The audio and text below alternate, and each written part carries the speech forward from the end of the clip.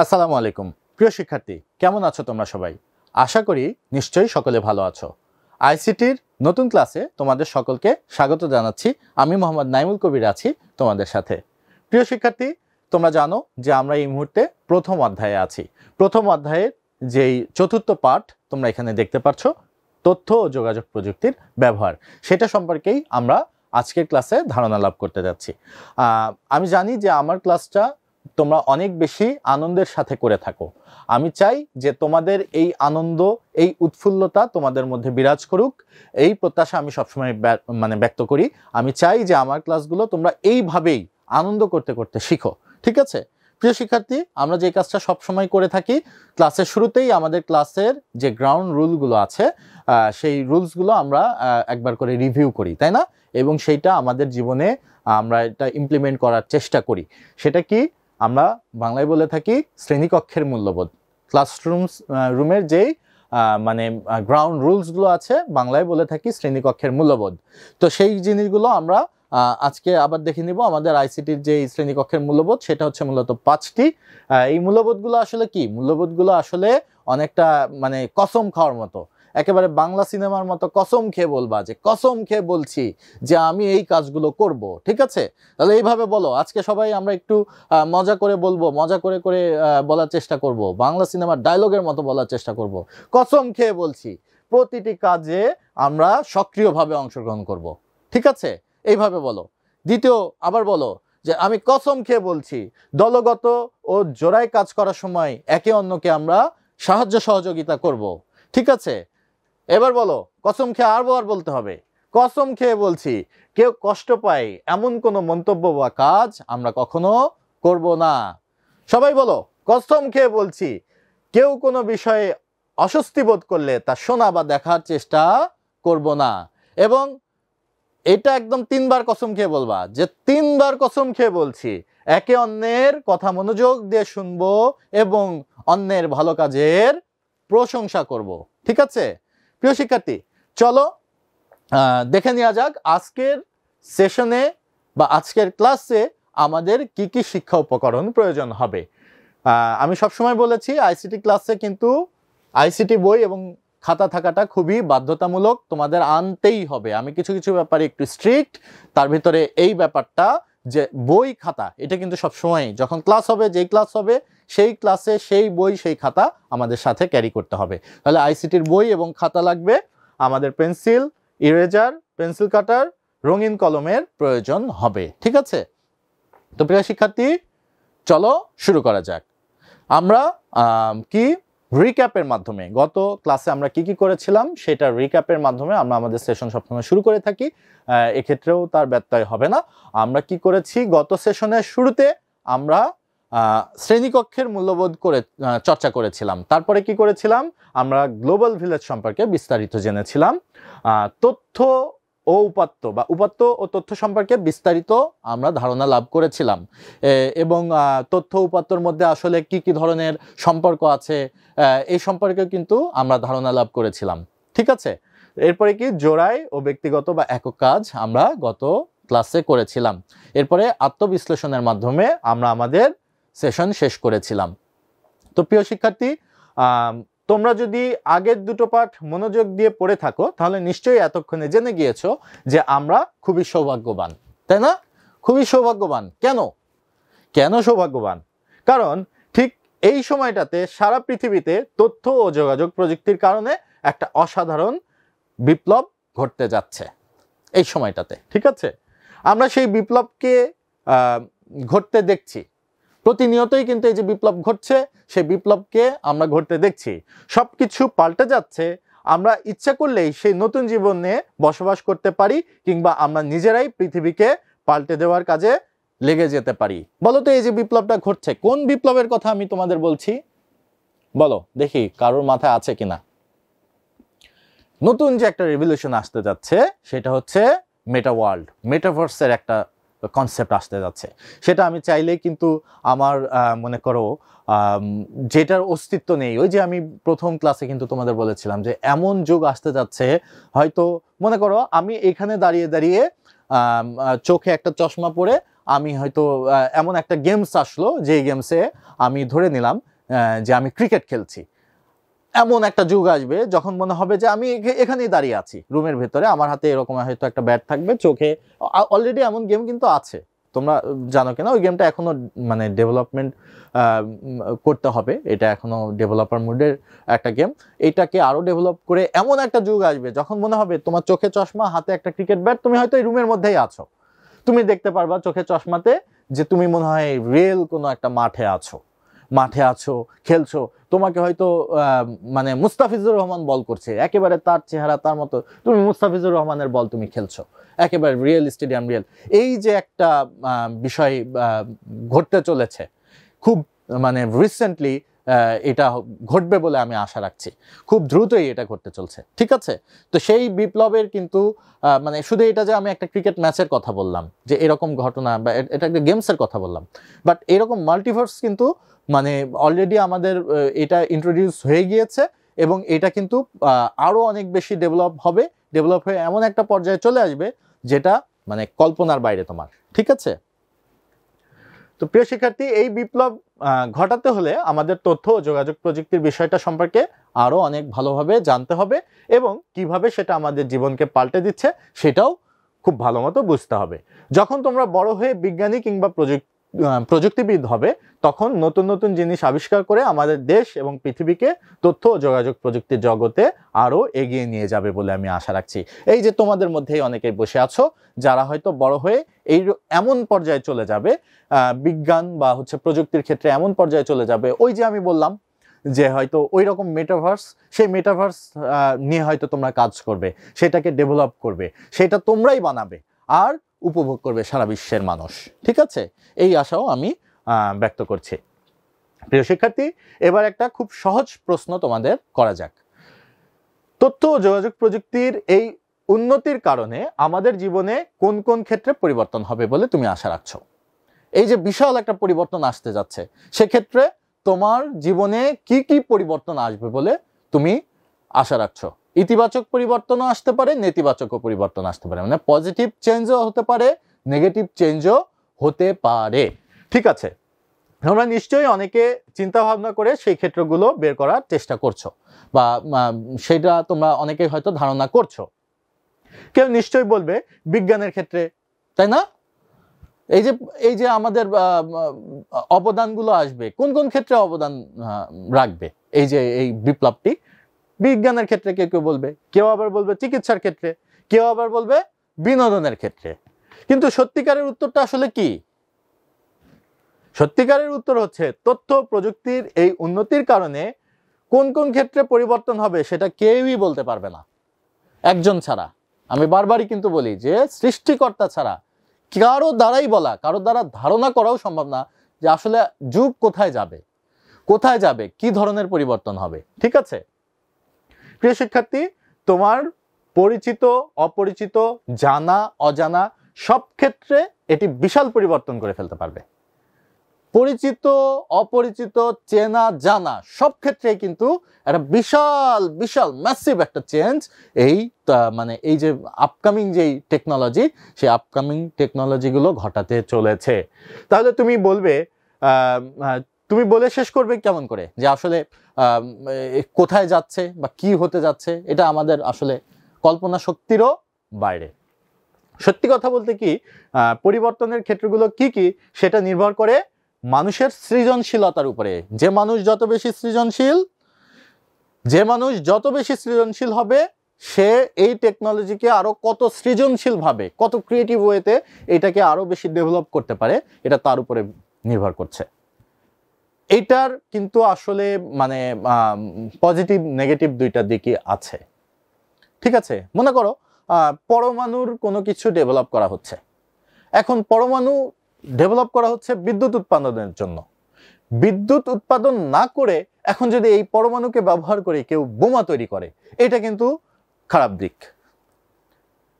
তুমি ওই একই টেকনোলজিকে ব্যবহার করে তুমি তোমার জীবনকে সহজ করো। টেকনোলজিকে ব্যবহার করে তুমি মানুষের উপকার করো। মানুষের উপকার করলে মনে করো তোমার পরিবারের উপকার করো। পরিবারের উপকারের ফলেই তো আমরা আমাদের সমাজের উপকার করতে পারবো। সমাজের উপকার করলেই তো কি হবে, আমরা আমাদের পারিপার্শ্বিক ভাবে আমাদের সমাজকে আরো বেশি উন্নত করে তুলতে পারবো। সমাজের উন্নতির সাথে সাথেই কিন্তু আমাদের দেশের উন্নতি হবে, তথা পুরো বিশ্বের উন্নতি হবে। তোমার ধারণা থাকতে হবে বা তোমার চিন্তাধারা এরকম থাকতে হবে যে আমি এই টেকনোলজিকে এমনভাবে ব্যবহার করব যেটা আমার দেশ তথা সারা বিশ্বের জন্য এটা মানে উপকার বয়ে আনে। এমন কিছু না যে এই টেকনোলজিকে ব্যবহার করে আমি অসৎ কোনো কাজ করব, অসৎভাবে এটাকে আমি উপস্থাপন করব। ঠিক আছে, তাহলে অবশ্যই আমাদের সৃজনশীলতা এবং আমাদের বুদ্ধিমত্তা এবং আমাদের মনুষ্যত্বের উপরেই আসলে নির্ভর করছে এই টেকনোলজিটা কোথায় যে থামবে, এই টেকনোলজিক্যাল রেভলিউশন কোথায় এটা শেষ, এটা ধারণা কারণ নেই। কিন্তু এটা ডিপেন্ড করছে যে কার ভেতরে কতটুকু সৃজনশীলতা আছে, কার ভেতরে কোন ধরনের মানসিকতা আছে, এগুলোর উপরে ভিত্তি করেই মূলত এই টেকনোলজি ধীরে ধীরে উন্নয়ন সাধন করবে বলে ধারণা করছি। তার কারণটা কি জানো? তার কারণ হচ্ছে তথ্য ও যোগাযোগ প্রযুক্তি দিয়ে আমরা কেবল তথ্যের আদান প্রদানই করি না, আমরা তথ্যগুলো বিশ্লেষণ বা প্রক্রিয়াও করি, আর সেই কাজ করার জন্য কম্পিউটার ব্যবহার করতে হয়। ঠিক আছে প্রিয় শিক্ষার্থী, কম্পিউটার একটি অসাধারণ যন্ত্র যেটা দিয়ে সম্ভব অসম্ভব সব কাজ করে ফেলা সম্ভব। একসময় কম্পিউটার বলতেই সবার চোখের সামনে টেলিভিশনের মতো একটা বড় মনিটর, বাক্সের মতো সিপিইউ আর কিবোর্ডের ছবি ভেসে উঠত। নিশ্চয়ই তোমাদের মনে আছে, কম্পিউটার বলতে টেলিভিশনের মতো একটা মনিটর এইরকম মোটা, তাই না? একটা বাক্স, সেটা হচ্ছে সিপিইউ, কিবোর্ড, মাউস, এই তো আমার মাথায় কাজ করতো। আমাদের সময় অন্তত এরকম ছিল যে কম্পিউটার বলতে আমরা ওইটাকে বুঝতাম ডেস্কটপ, যেটা এখন সেটা ছোট হয়ে ল্যাপটপ হয়ে গিয়েছে। আবার কি শুধু তাই না, কম্পিউটার আরও ছোট হয়ে নোটবুক, ট্যাবলেট বা স্মার্টফোন পর্যন্ত হয়ে গিয়েছে, আর আমরা এখন সেগুলো পকেটে নিয়েও ঘুরতে পারি। পকেটে যে স্মার্টফোনগুলো আছে সেগুলো মূলত এক ধরনের কম্পিউটার। ঠিক আছে প্রিয় শিক্ষার্থী, সবচেয়ে চমকপ্রদ ব্যাপার হচ্ছে যে কম্পিউটার এখন এতই ছোট করে তোলা সম্ভব যে আমাদের মোবাইল ফোনের ভেতরেও সেটা দিয়ে দেওয়া হয়েছে সম্পূর্ণরূপে, একদম একেবারে ছোট একেবারে মোবাইল, ওটাও হচ্ছে একটা কম্পিউটার। কাজেই আগে আমরা যে কাজগুলো শুধুমাত্র কম্পিউটার দিয়ে করতে পারতাম সেগুলো আমরা এখন মোবাইলের মাধ্যমেই করতে পারি। এমনকি আমরা মোবাইল টেলিফোন দিয়ে ইন্টারনেটে পর্যন্ত ঘুরে বেড়াতে পারি। এটা তো খুবই স্বাভাবিক, এটা তো অবাক হওয়ার কোনো কিছু নাই। মোবাইলের মাধ্যমেই আমরা অধিকাংশ ইন্টারনেট ব্যবহার করে থাকি। তো এখন আমরা জেনে নিই চলো যে এই যে কম্পিউটার, সেই কম্পিউটারের নানাবিধ ব্যবহার কি কি ধরনের ব্যবহার হয় বা কম্পিউটার দিয়ে আমরা কি কি ধরনের কাজ করে থাকি। প্রথমে আসছে ব্যক্তিগতভাবে বা সামাজিকভাবে যোগাযোগ। কম্পিউটারের মাধ্যমে আমরা ব্যক্তিগত বা সামাজিক যোগাযোগ গড়ে তুলতে পারি। শুধু মোবাইল ফোন দিয়েই যে আমরা আজকাল একে অন্যের সাথে অনেক বেশি যোগাযোগ করতে পারি বিষয়টা এরকম না। মানে শুধুমাত্র মোবাইল ব্যবহার করেই আমরা একে অন্যের সাথে যোগাযোগ করতে পারি, একটা ডিভাইস, কারণ ওটাও তো কম্পিউটার, ওইটাকে ব্যবহার করেই আমরা অধিকাংশ মানুষের সাথে যোগাযোগ করতে। আরও তো অনেক কিছু আছে যেগুলো দিয়ে আমরা যোগাযোগ আমরা রাখতে পারি। শুধুমাত্র মোবাইল দিয়েই সকলের সাথে যোগাযোগ করা সম্ভব। তার সাথে কি কি আছে চলো দেখে দিই। SMS আছে, ইমেল আছে, চ্যাটিং আছে, এমনকি সামাজিক যোগাযোগ যদি বিবেচনা করি তাহলে দেখতে পাবো যে যোগাযোগের বেলায় এটা অনেক বড় একটা পরিবর্তন এনেছে। ঠিক আছে, বর্তমানের এই যে প্রযুক্তি, সবটুকুই যে ভালো তা কিন্তু নয়। আমি বারবার করে এই কথাটা বলছি যে এই যে প্রযুক্তি যে এই যে রেভলিউশনটা আনলো, এটা যে সবকিছুই যে এর ভালো, বিষয়টা কিন্তু তা নয়। ঠিক আছে, নতুন প্রজন্মের কেউ কেউ এই ব্যাপারে বেশি সময় নষ্ট করছে, আবার কেউ কেউ মনে করছে এই যোগাযোগটি বুঝি সত্যিকারের সামাজিক যোগাযোগ। আমরা এই যে ফেসবুক, মেসেঞ্জার এগুলো ব্যবহার করছি, এগুলাতে আমরা মনে করছি এগুলাই মনে হয় সামাজিকভাবে যোগাযোগ রাখা বা এগুলাই হচ্ছে সামাজিক যোগাযোগ মাধ্যম। আসলে কিন্তু কথাটা ভুল। এইটার ফলে আমরা আরো বেশি অসামাজিক হয়ে যাচ্ছি। ঠিক আছে, এগুলোতে বেশি নির্ভরশীল হয়ে পড়ছি, বেশি নির্ভরশীল হয়ে দিনে দিনে আমরা অসামাজিক হয়ে যাচ্ছি। তাহলে দিন শেষে শুধুমাত্র মোবাইলে যোগাযোগ রাখাটাই কিন্তু সামাজিক যোগাযোগ রাখা না। আমি যেই আত্মীয়ের সাথে মোবাইলে শুধুমাত্র যোগাযোগ করি তার সাথে সম্পর্ক আমার শুধু মোবাইলেই থেকে যাবে, বিপদে আপদে আমি কখনো তাকে পাশে পাবো না। তুমি যদি তাকে সরাসরি তার বাসায় যাও, তার সাথে কথা বলো, বেড়াতে যাও, ঘুরতে যাও, এক্ষেত্রে সম্পর্কটা যেরকম মজবুত হয়, মোবাইল ফোনের মাধ্যমে তুমি শুধু একটু চ্যাটিং করছো, একদিন মাসে একদিন ভিডিওতে কথা বলছো, এটার মাধ্যমে সামাজিক সম্পর্ক রক্ষা করা সম্ভব হয় না। দ্বিতীয় যেটা আসছে সেটা হচ্ছে বিনোদন। বিনোদনের ক্ষেত্রে মানে এটা প্রযুক্তির ব্যবহার বা কম্পিউটারের ব্যবহার, এটা তো বলে বোঝানো যায় না যে এত প্রভাব রেখেছে। বিনোদনের মূল উপাদানই বর্তমানে হয়ে গিয়েছে প্রযুক্তি, কম্পিউটার, মোবাইল, তাই না? তাহলে কি এখন বিনোদনও অনেকটাই তথ্য ও যোগাযোগ প্রযুক্তির উপর নির্ভর করতে শুরু করেছে। বই পড়া, গান শোনা, সিনেমা দেখা থেকে শুরু করে কম্পিউটার গেম খেলা পর্যন্ত এই প্রযুক্তি ব্যবহার করা শুরু হয়েছে।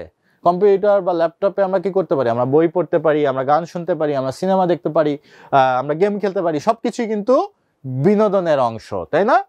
ক্রিকেট বা ফুটবল খেলাতে এই প্রযুক্তি কত চমৎকারভাবে ব্যবহার করা হয় আমরা সেই জিনিসটা কিন্তু সবসময় দেখেছি।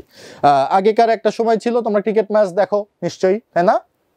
ক্রিকেট ম্যাচ হয়তো আম্পায়াররা ভুল ডিসিশন দিয়ে দিত, ঠিক আছে, সেখানে কিছু করার থাকতো না। এখন কি হয়, ক্রিকেট ম্যাচে যদি আম্পায়ার একটা ডিসিশন দেয়, প্লেয়ার চাইলে সেগুলোকে কি করে, সেগুলোকে ডিসিশন রিভিউ করে কিন্তু এটাকে আবার দেখে, পুনরায় যাচাই বাছাই করে কিন্তু একটা সিদ্ধান্ত দেওয়া হয়।